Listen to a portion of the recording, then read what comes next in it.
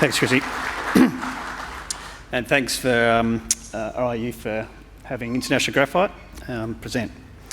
This is a fantastic Western Australian story that I know we're all highly motivated at International Graphite to deliver for our shareholders and stakeholders. We will be making some forward-looking statements in this presentation, so please note the disclaimer, and we acknowledge the country on which we work down at Springdale at Collie.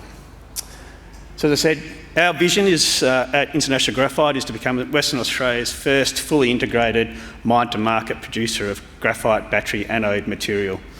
Our graphite project is located 30 kilometres south of Ravensthorpe Nickel Mine, just near Hopeton in the state's south. And our downstream processing facilities we aim to build in Collie. And we've already established in Collie our pilot plants, micronising and spheridising facilities, and a purification plant that we were thrilled to have the Premier of Western Australia open for us on the 25th of November last year. Just briefly on the capital structure, we were listed in April of 2022. We have 165 million shares in issue. Our market cap as of Friday's close of business was $40 million. Our major shareholders, Comet Resources, who we acquired the Springdale project from, the board and management own roughly 41% of the fully diluted capital of the company, and roughly 50% of the company's stock is escrowed until April of next calendar year. So the evolution of IG6, we've come at the graphite industry probably from a different angle for many of our peers, where we haven't come at it as a mine owner looking to work out how we get our mine product to market. The evolution of the company is based on its founding directors, David Pass and Phil Hurst, who are some of the states and maybe the country's best metallurgists and process design engineers. Many of you at this conference would know them and have used them on your graphite projects in Africa and in Australia. They saw the need to take graphite concentrates downstream to really capture the full value chain that the battery anode material had to offer. And so for 4 years, we've been working on due diligence and process flow sheets that ideally were designed for, I guess, a tolling business that would be created to treat global mined concentrates. With the introduction of the Springdale Graphite project to us, which we believe was suitable to battery anode material, we merged those two assets together and created International Graphite, and that was the basis for our listing back in April of last year. So therefore we do have a very technically focused team. Most of the people in that slide are metallurgists, process design engineers, project managers or chemists, and that is particularly important as we progress our battery anode material studies.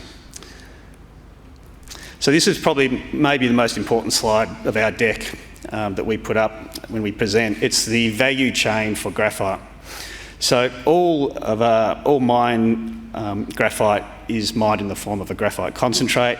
Generally speaking, it's a 95% concentrate. Historically, you've heard a lot about coarse flakes. The battery anode path is for the finer flakes, and we're talking sort of sub 100 micron as a fine flake. The concentrate then has to go through a number of stages of processing. The first stage in that processing for a battery anode material is micronising, and the second stage is spheridising. Now, micronising in itself is a pretty important step because it not only has a pathway to battery anode material, it also has its own industrial market, and that's important for IG6 for reasons which I'll explain in a moment. The micronising and spheridising steps are primarily physical steps. There's no chemistry involved there. And the idea of that is to reduce the size of the flakes further and to shape them into a form capable of being used in battery anode materials. The next step is to purify, and that's to take the 95% concentrate grade up to 99.95%, which is the battery anode grade. And at that point, you actually have an intermediate product. You'll often hear groups talk about PSG or SPG interchangeably, but essentially that is purified, spheridised graphite. And that has a market in itself, and that can be sold to groups that then coat the PSG. Now, the full value chain is captured if you can coat. And so what we are looking to do, and what really everybody that's going downstream is looking to achieve, is a battery anode material that includes those 4 steps of coating, purification, spheridising and micronisation. IG6's plan to enter the market is based on 3 steps. Our first step is to establish a micronising facility in Collie that's independent of a particular mine, and in fact will start on the basis of imported concentrate feed and then be ready to take concentrate that's mined from Springdale. We've ordered our qualification plant equipment for that. We'll have a DFS completed in 6 weeks' time, describing a 3,000 tonne per annum facility. Will be operational and in cash flows by mid of 2024 on that facility. And just as importantly as producing cash flows, it actually gives us great exposure to the market, allows us to establish a brand in the marketplace, all of which is really important for qualifications and future work that we'll do on the battery anode facility path. It's also the business that the state government has supported. They provided us with a $2 million grant to build that micronising facility, and as we'll come to in a moment, there's more facilities available from the government as they look to encourage industry into Collie. The second phase of our work concurrently with the micronising facility is to complete our battery anode material feasibility studies. At the moment we have pilot plants that have been for micronising and spheridising that have been established in Collie, and those facilities are being used to conduct test work program on imported concentrates and also the concentrates we're developing from Springdale. We'll be working with purification and coating partners and looking to apply those technologies into Collie. Finally, our Springdale mine, I'll come to that in more detail in a moment, but it will be working that through the feasibility stage. We inherited a resource from Comet Resources, which we're expanding, and we'll go through the normal steps of bringing that mine to production and integrate that mine with our facilities in Collie. So since we listed back in April, we think we've achieved quite a lot in that 10-month period. We've established the battery anode materials facilities in Collie, which were opened by the Premier in November. We commissioned them, we piloted them and produced micronised and spheridised samples, which were of high quality. We signed the $2 million funding agreement with the state government, who are supporting the 1,000 tonne per annum facility and will support the 3,000 tonne facility expansion that's subject to the DFS. We've ordered our qualification scale equipment that will arrive in June and be installed and be used for product qualification of our micronising product in the second half of this year. We're progressing our battery anode studies and we'll have a concept study released in March of this year that describes the key attributes of what we think our battery anode facilities will look like in Collie. And down at Springdale we've completed over 6,000 metres of drilling that we have results for, and we've had 3 new graphite discoveries on our tenements, and we think there's a 4th discovery that will be announced in the coming weeks based on once we receive those assays. So the reason for going to Collie, clearly Collie is undergoing a transition. The state government has committed a significant amount of development capital to help industry adjust to the wind down of the coal facilities. Over $600 million has been committed by the state government to transition the town, of which $200 million has been set aside in the Collie Industry Transition Fund, which is an unprecedented commitment by government to the region. It's also intimately connected through the Southwest Power Grid, and all of the downstream industries that are through the Kwinana Strip down to Collie require considerable power and access to power. So the closer you are to power, the better you are from an operating cost perspective. It's also uniquely located 450 kilometres from Springdale, sealed roads from site to Collie, and obviously close to port facilities. So it's a fantastic place to be working. I was down there yesterday meeting with the Office of the Premier, and we've got an enormous amount of support from government to be able to establish our facilities and our business down in Collie. In doing so, we've made a huge commitment to the local community. 30 local suppliers are involved in the setup of our facilities. As I said, we've constantly doing R&D out of our facilities, treating imported concentrates, looking at how you process those concentrates through a micronizing and spheronising plant, changing the operating conditions to try and make sure we have the best possible data for our feasibility studies and our commercial scale facilities. As for Springdale itself, as I said before, located 30 kilometres south of Ravensthorpe. It's a sealed road all the way from site through to Perth, essentially, and our goal there will be to produce a 95% graphite concentrate, truck it to Collie for processing, and then take that finished product to market.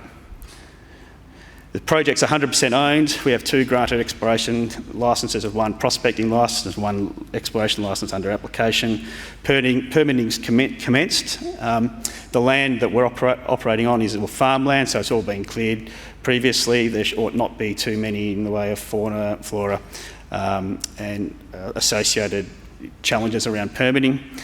We have an existing mineral resource that we inherited from Comet Resources. It's 15 million tonnes at 6%, with a high-grade zone of 2.6 million tonnes at 17%.